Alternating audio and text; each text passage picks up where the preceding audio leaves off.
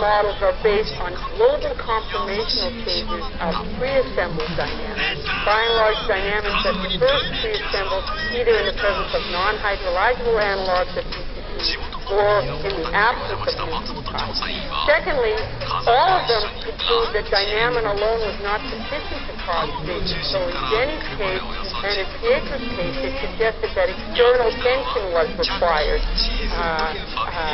that the two ends of the tubules had to be tethered onto something to get fission in the middle. And in the case of Harvey's model, he suggested that you needed to push against something like a protein in order to get the popping to occur. There was no fission occurring in this isolated tubule.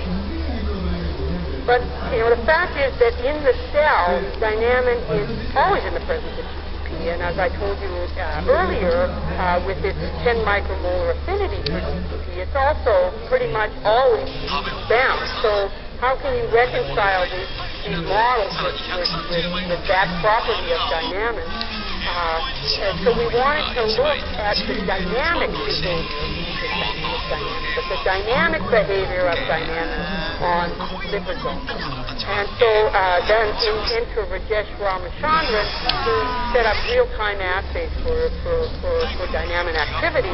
And he did this first by mutating all of the surface accessible proteins on the molecule for serine, confirming that this mutant of dynamin behaves exactly as the wild-type protein, both in vivo and in vitro, and then adding back single cysteine mutants in different places in the molecule that he could then label with fluorescent probes.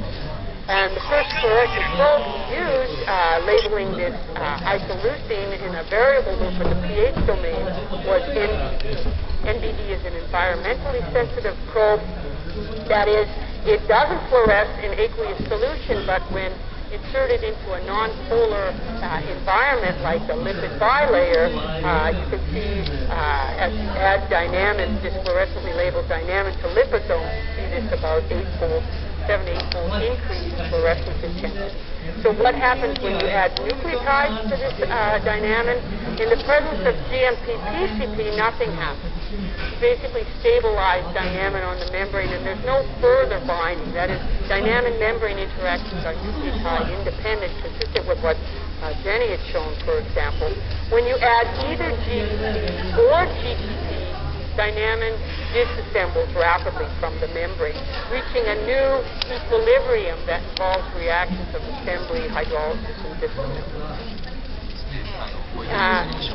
Introducing cysteine in another location in the molecule and labeling it with a different probe, in this case PODIPI, Rajesh developed an assay to measure dynamin-dynamin interaction on the membrane.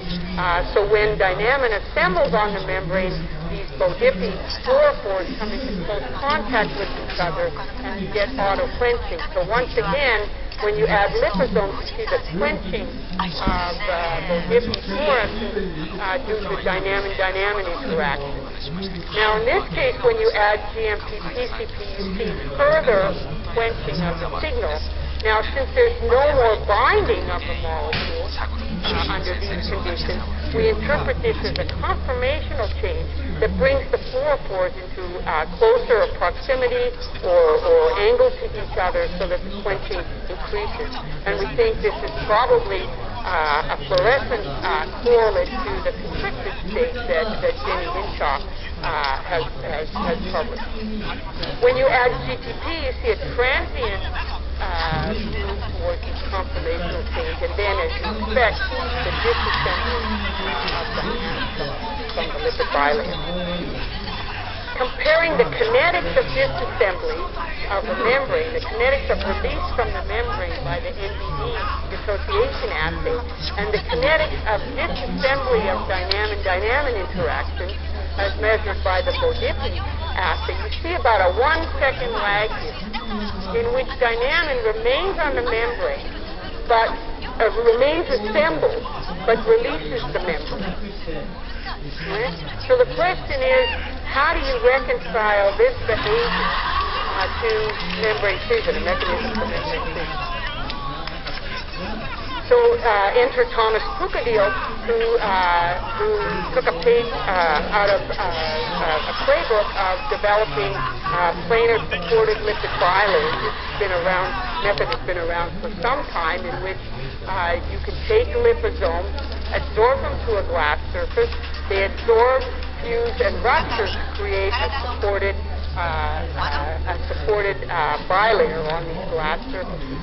This can be done with glass cover slips, but it also can be done with glass beads, silica beads, in which you can deposit supported bilayer around the bead with a thin aqueous layer of about a nanometer, so that these lipids are free to diffuse within the plane of the bilayer in these systems.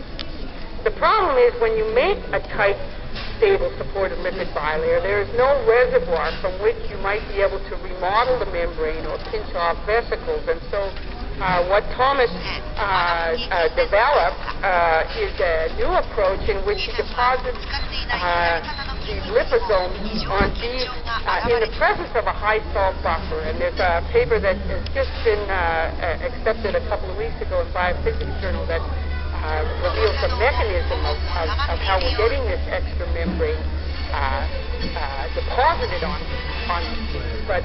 But under these conditions, Thomas gets about a threefold more lipid on the bead than is required for a nice tight-fitting membrane. We think of this like pre-plastic surgery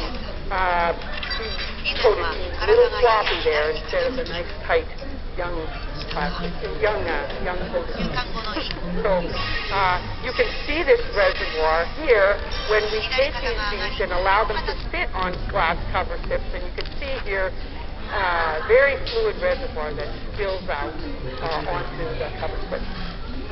If you make beads in a conventional way, supported bilayers in a conventional way, there is no reservoir to spill out on these cover slips.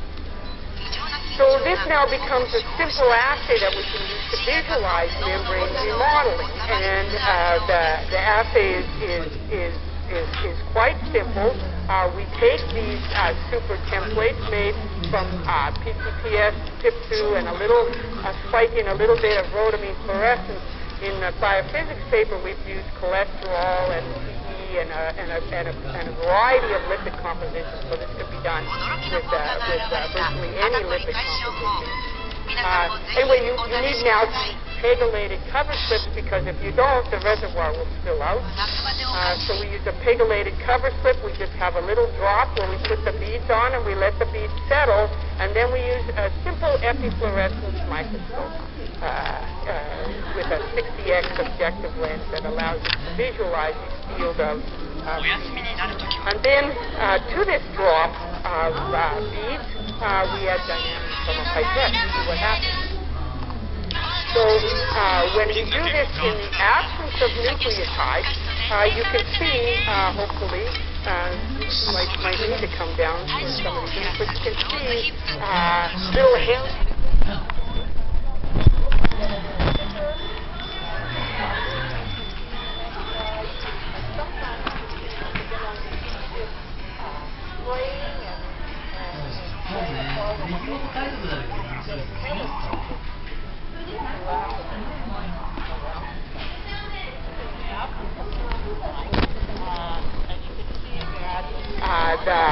So dipdynamine is enriched. It's on the surface of the bead, but it's enriched